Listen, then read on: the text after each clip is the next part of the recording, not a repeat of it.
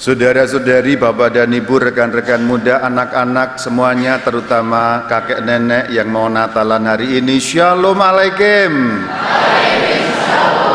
Ada banyak urusan dalam hidup kita, namun yang ternyata paling banyak menyita perhatian sesungguhnya adalah urusan-urusan terkait dengan keluarga. Dan ternyata juga energi, waktu, mental kita, banyak hal kita curahkan untuk urusan-urusan keluarga. Ternyata memang begitu.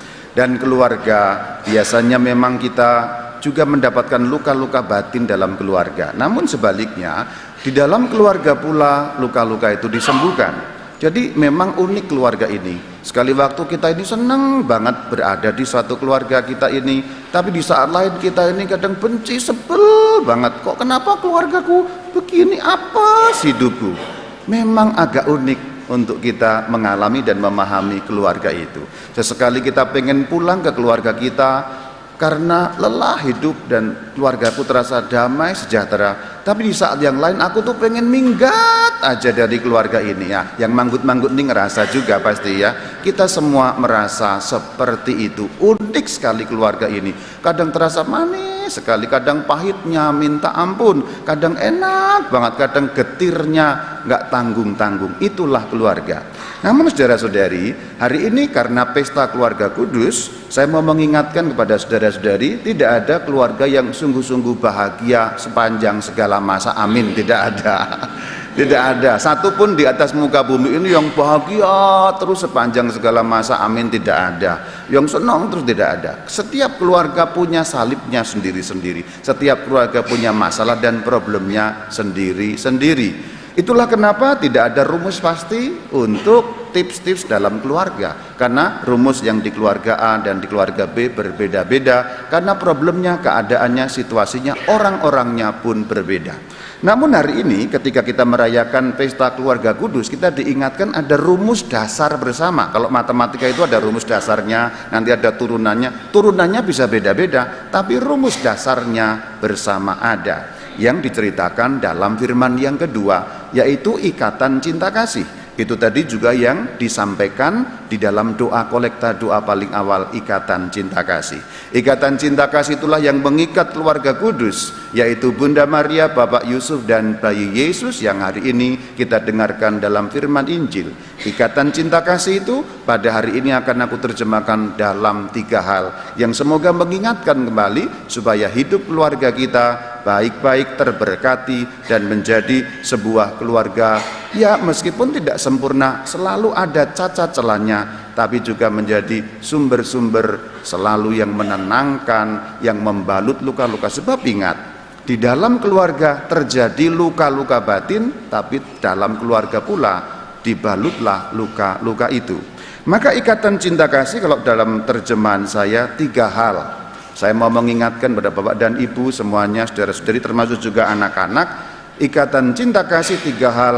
Yang pertama tanggung jawab, yang kedua respek, yang ketiga pengampunan. Yang pertama tanggung jawab, yang kedua respek, yang ketiga adalah pengampunan. Tanggung jawab, saya mau ingatkan saudara-saudari, bapak tanggung jawabnya beda dengan ibu, suami dengan istri, anak masing-masing punya tanggung jawabnya. Maka hari ini di saat gereja Katolik merayakan pesta keluarga kudus, saya mau ingatkan, ingatlah para bapak dengan tanggung jawab masing-masing. Jangan judi melulu, jangan mabuk melulu, jangan main melulu, karena para bapak seorang suami ada tanggung jawabnya. Demikian pula seorang istri, dan jangan drakor dan dracin melulu ya, karena seorang istri ada tanggung jawabnya. Yang senyum-senyum pelakunya kayaknya ya nggak apa-apa juga, karena ini kan mengingatkan supaya sehat kembali keluarga kita. Ada tanggung jawabnya. Anak pun ada tanggung jawabnya. Tanggung jawabnya anak itu bukan main game 24 jam sehari, bukan. Anak-anak ada tanggung jawabnya. Oh, yang nunduk ini pelaku-pelakunya ya. Nggak apa-apa ya, ini mengingatkan ya. Tanggung jawabnya anak itu bukan main game 24 jam sehari, ada tanggung jawab. Maka hari ini mengingat tanggung jawabku, suami apa, istri apa, anak apa, supaya ingat, mengerti, dan melaksanakan tanggung jawab itu. Kalau tanggung jawabnya terlaksana, maka muncul respek. Oh, bapakku memang bapak yang bisa diandalkan. Oh, suamiku memang suami yang bisa diandalkan. Oh, istriku bertanggung jawab. Maka muncul respek, namanya saling menghormati. Respek itu menghormati. Jadi saling menghormati sebab masing-masing punya peran dan fungsinya. Itu hanya baru bisa muncul kalau kamu melaksanakan tanggung jawabmu dengan baik. Maka respek dan tanggung jawab itu ada hubungannya dan saling memberikan hubungan. Maka saudara-saudari, meskipun contoh umpamanya suaminya bekerja, istrinya tidak, nggak bisa seorang bapak mengatakan kamu nggak cari duit lah, di rumah itu kerjaannya banyak banget bapak. Coba bapak tukeran aja 3 hari 4 hari kemudian masuk rumah sakit jiwa kamu beneran, iya, ngurusi rumah itu membuat gila jiwa. Udah gantian, nggak bisa, masing-masing punya tanggung jawabnya dan perlu ada respek, penghargaan, penghormatan. Beda-beda fungsinya tapi saling mendukung. Maka ada tanggung jawab, ada respek, dan terakhir pengampunan.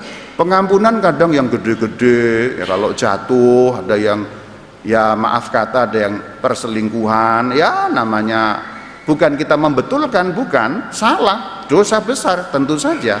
Tapi hal-hal seperti itu, retak-retak seperti itu hanya mungkin kalau ada pengampunan. Bisa hal-hal yang besar, tapi kadang-kadang hal yang kecil. Pengampunan tuh nggak selalu hal yang gede-gede, yang kecil-kecil aja.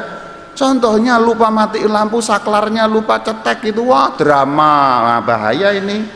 Hanya soal sakral, drama, nggak ngomong semingguan bahaya. Nah, pengampunan tuh kadang yang kecil-kecil begini loh, samalah kayak saya juga. Loh, emangnya Rama punya keluarga? Ya sekarang enggak sih, cuma jurik keluarga saya di situ ya.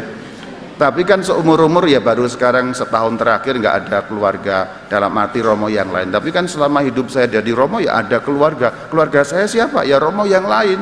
Yang namanya ada Romo lain 2 atau 3 orang satu rumah, ya kadang-kadang ada hal-hal kecil begitu. Piring lupa mah ditaruh di depan TV, ya udahlah diambil masukin ke tempat cuci, gitu aja. Maksudnya kan kadang-kadang ada hal-hal yang seperti itu, udahlah, tidak pakai drama, tidak pakai macam-macam yang aneh-aneh begitu, diampuni. Hal-hal kecil, pengampunan gitu penting, betul penting sekali. Kalau enggak panas keluargamu.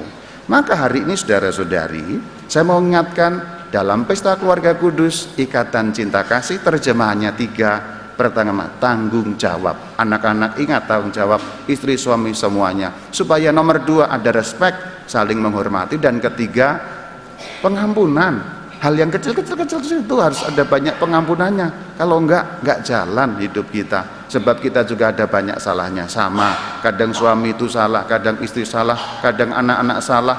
Tapi ingat, tidak dapat dilakukan kalau menegur dengan kekerasan. Tidak boleh pukul, tidak boleh maki-maki terus, sebab itu akan melukai batin. Demikian hari ini kita merayakan pesta keluarga kudus, diingatkan akan keluarga kita juga. Keluarga yang mungkin tidak sempurna, tapi disitulah luka-luka kita dibalut. Mau kemana kalau nggak mau ke keluarga? Memang tidak selalu menyenangkan keluarga kita, tapi di situ sumber-sumber kehidupan nyata. Memang unik keluarga itu. Shalom Alaikum.